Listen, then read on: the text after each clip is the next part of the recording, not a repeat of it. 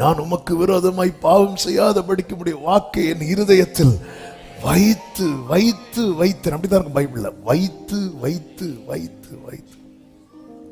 ஆமென்.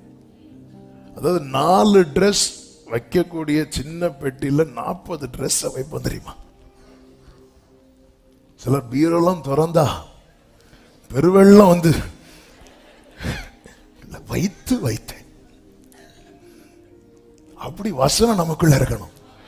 வைத்து வைத்து எங்க தட்டினாலும் கர்த்தர் மேய்ப்பராய் இருக்கிறார்.